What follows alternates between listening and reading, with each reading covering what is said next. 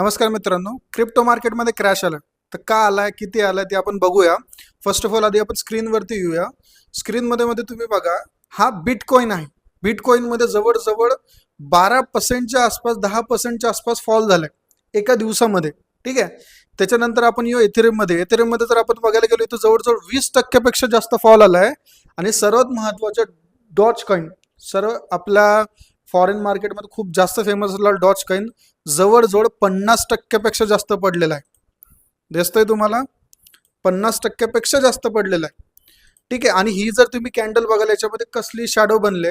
आता याच्यामध्ये भरपूर कारण आहेत. मेजर कारण जे आहे ते एक आहे, ट्रम्पनी टॅरिफ लावलाय चायनावरती 100% टॅरिफ. एक ते कारण सांगतात. ठीक आहे. आणखी कारण की फॉरेनचे काहीतरी एक न्यूज वगैरे आहेत. ठीक आहे. नक्की कन्फर्म कोणालाही माहिती नाही. जर तुम्हाला माहिती असेल नक्की तुम्ही कमेंट करून सांगा की नक्की क्रिप्टो का फॉल झालाय आणि हा इन्व्हेस्ट करायचा चांगला टाइम आहे की नाही. तुम्ही चॅनलवरती तुम्ही राहा, आम्ही एक त्याच्यावरती अपडेट करू, व्हिडिओ करू की क्रिप्टोमध्ये इन्व्हेस्ट करायला पाहिजेत की नाही. ठीक आहे. थँक्यू.